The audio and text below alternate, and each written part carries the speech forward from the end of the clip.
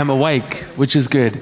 I want to start by asking you guys to turn to the person next to you, and I want you to tell them to get out. Go for it. Good. Now, all right. Pull it back for a second. I need you to turn to the person on the other side, and I need you to say these 3-4 words, and stay out. 3 words, go.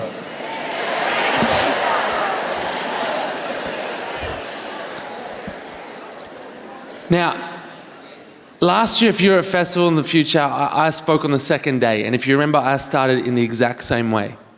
I then shared some of our story, and I went and I sat down. And as I sat down after speaking, I was like, oh no, I forgot to explain it, because at the end of my talk, I was going to explain what the get out, stay out thing was about. I totally stuffed it last year, so somehow I've been invited back. I'm going to explain that in a minute. I'm super excited about it. I've waited a whole year to explain it. But before I explain it, can I just get a show of hands? Have we got any parents in the room? Obviously, guys, yeah, a few parents, cool. I asked the question because I became a dad not too long ago. And thank you. Now, I promised myself I'd never become that dad. Now, you know that dad that you meet and they tell you that they have a child, and then without you asking for it, they run you through a slideshow of their child, and they're like, my kid's the most gifted kid in the world, and I'm like, I will never do that. And then we had our son, Jed. So he's coming up, yeah. So that's Jedediah. I'm exactly the same. We can't help but put baby photos up, but Jedediah is literally the most gifted child in the world. And I'm not trying to make you feel bad, but I have proof. So day 2 at the hospital, my son Jedediah, he starts smiling. I'm like, this kid's gifted, and the nurse was trying to explain to me. She's like, no, sir, it's what happens to a baby's face when they have wind or gas. I'm like, that's offensive, you know. And so I have a photo taken week 1. You tell me what you think this is.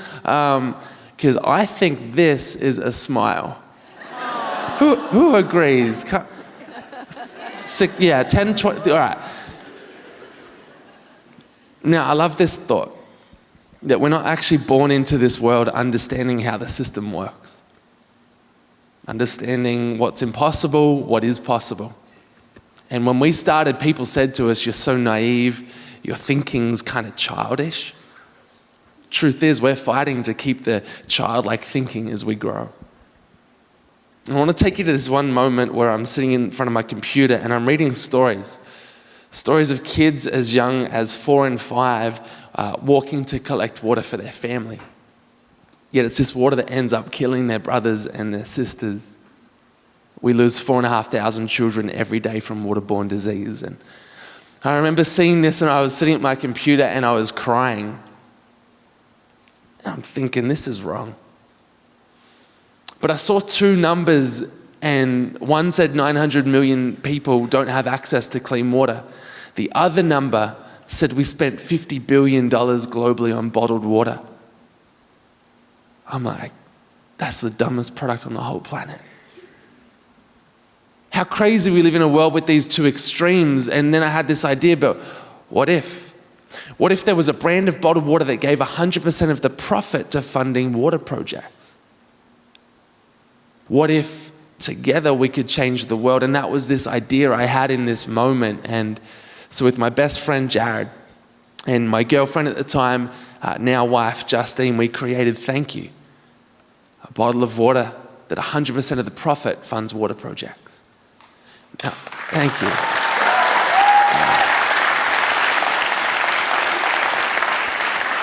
Yeah, we weren't too sure if you could call a brand or a product Thankyou, but someone called their product Apple, and it sort of worked. So if you guys have ever bought our product or seen it, Thankyou is actually trademarked, which I think is super special, and it's because I had a friend who just finished law school.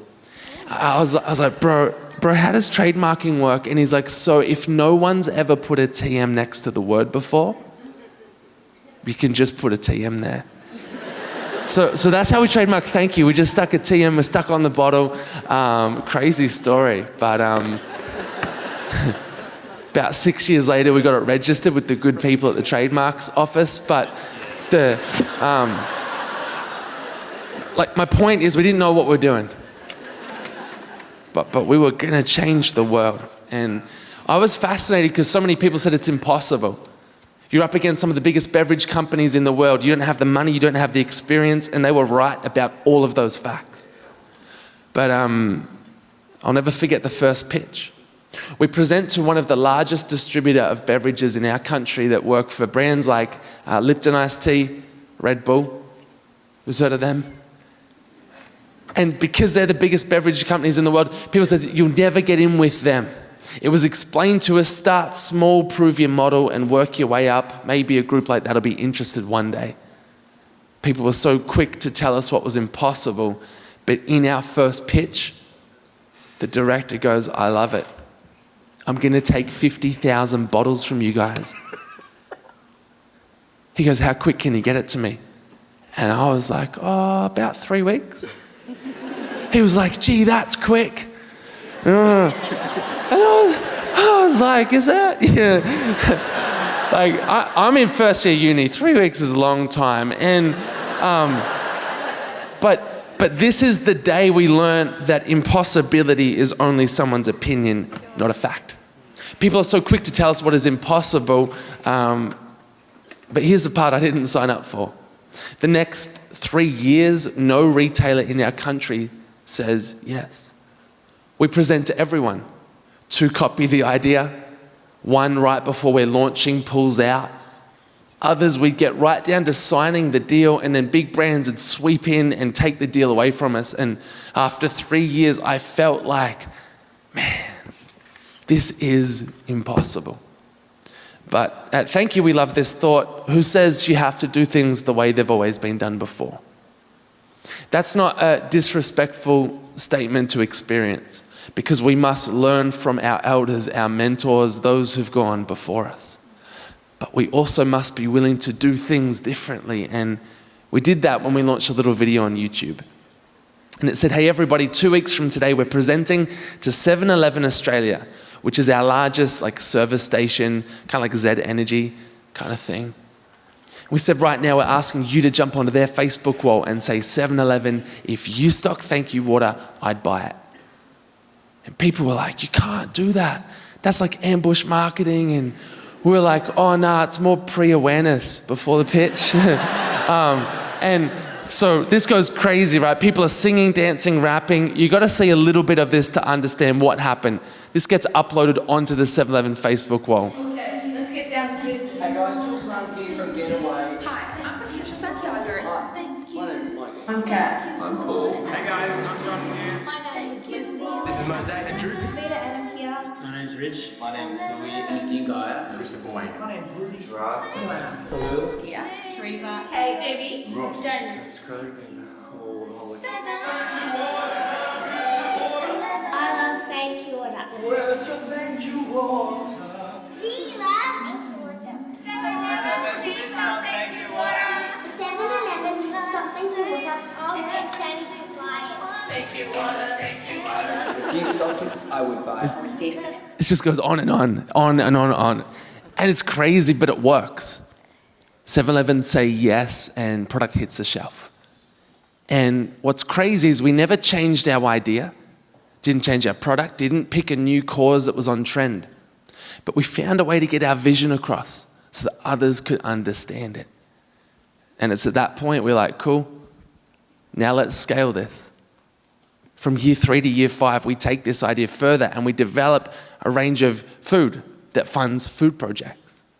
Then we're like crazy dreaming, we're like, oh cool, what if we can make hand wash that funds health and sanitation projects? And so we spend 2 years making that.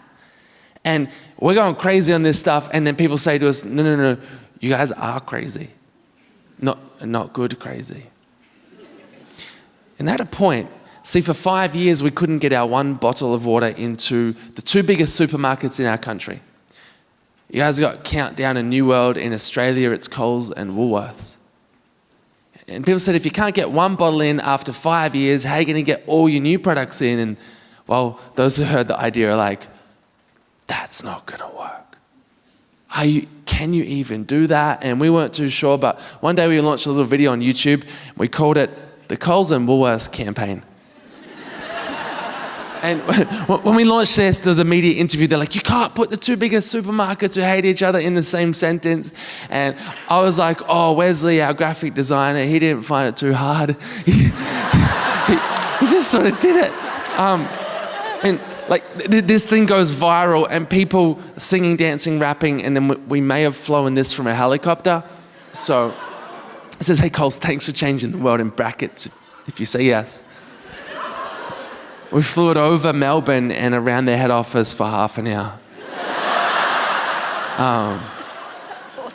And to be fair, Woolworths got one too. I want to take you for a moment to the meeting where this idea came from. I don't usually share this, but if you're sitting in this room going, that's crazy, I don't know if I could pull that off. We literally sat in a room and we're sitting around the table and someone's like, we should hold a sign out the front of the head office. And someone else is like, yeah, but what about security? Good point. What if we had a helicopter? Great idea. But we took the idea and we pitched and we presented to 2 pilots. We said, we've got no money, but this is our dream. We want to change the world. Can you help? Peter and Jeff both donated their time.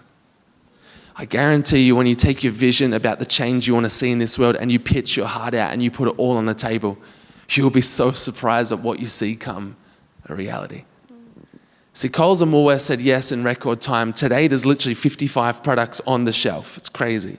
Some are ranked number 1 and number 2 in the market, outselling every global competitor. We've hit $5.5 million profit raised. We've just launched a range of nappies, funding maternal infant health projects. It's kind of going amazing, but my favorite number is, what's this one? It's the 755,000 lives impacted. Because we just started. Thank you.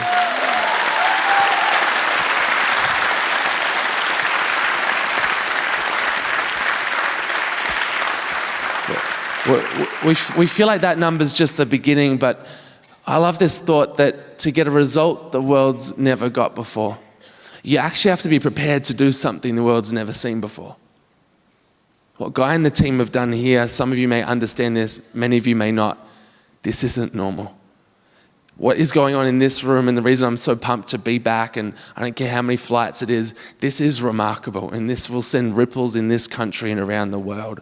But we must do stuff like this because our world needs change. And, we wanted to take our idea further. In fact, we had this dream, what if we could launch Thankyou outside of Australia? You're like, what if it went to New Zealand? What if it went to other countries? And we were so excited by that dream, but people told us, no, that's impossible. I'm like, not again. But they had a point. So we give all of our profit. We have no shareholders, no investors, so it's almost impossible to come up with funding. And so then we launched something the world had never seen before. We launched this. Now, we launched this. Yes. A book. Now, if you're like, no, I'm pretty sure the world's seen a book before. This is a world first concept. All the profit from chapter 1 will fund chapter 2. The future of Thankyou. Buy the book, fund the future. Buy the book, help us launch in new countries. And people are like, people don't make money from books anymore. And that's why, it's true, in Australia, a best-selling book's 5,000 copies. You'd be lucky to make about $50,000 profit. But for us to launch in a country like New Zealand, it would cost over $600,000. So that's why we launched the book with a pay what you want price, no retail price. Sounds kind of crazy, almost childish, but here's what happens. We share this vision, this idea of New Zealand being the first country to launch outside of Australia, and people in Australia and New Zealand back it. In the first 2 hours, we raised $360,000. In the first 28 days, 1.4 million. Right now, it's sitting at 2.4 million. The thing that blows my mind is this is sold in every airport retailer, Relay, Newslink, and Watermark. It's sold at a pay what you want price, and that is crazy, But the email we read after launch week was, guys, it hasn't just worked. Chapter 1's outsold every business book launch and was second to only the Harry Potter launch week.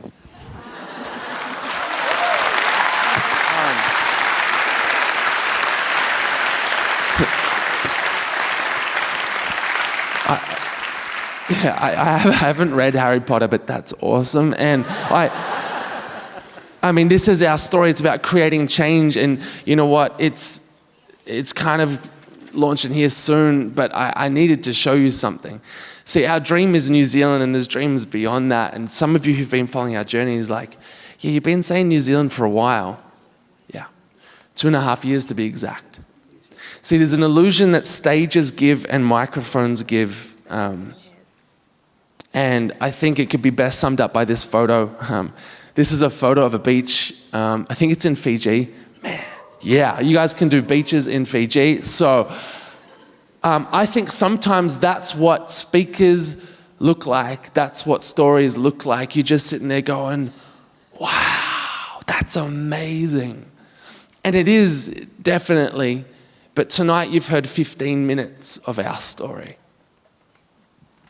Facts in context are important. Here's that 15 minutes in context. We've been going 9 years this July. And if I times it by the number of days, the number of hours, number of minutes, I get approximately 4.7 million minutes that I've been on the journey to these 15 minutes sharing with you tonight. But this isn't a story of one person. There are 3 co-founders. So you could times that number by 3. There are now 50 staff. I was on my calculator yesterday. I'm like, I'm going crazy. This is like over like 100 million minutes. And you're sitting there going, I don't have 100 million minutes. What? But my point in sharing that is this. Each of our journeys take time. Our New Zealand launch is taking time. What's important is not to see people's snapshot and think, man, they got it good. Because I'll be honest, there's another photo. This is what I feel like the journey's been like for the last 9 years. So just check this out.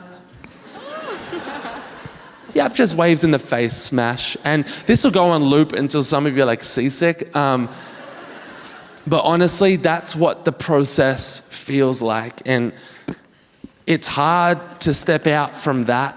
And you're like, why would I ever want to go and do that? The wave thing. Because that's what change is. That's what progress is. It's getting smacked in the face by a wave, but going again, being cold and uncomfortable, going again. I say get out and stay out. Because once I saw a circle on my Facebook page and it said, this represents your comfort zone, but out here's where the magic happens. We've got to have the courage to get out and stay out. This is what the process looks like, but the change is remarkable. For us, it's just the beginning, and man, we wish you all the best on your journey. So thank you.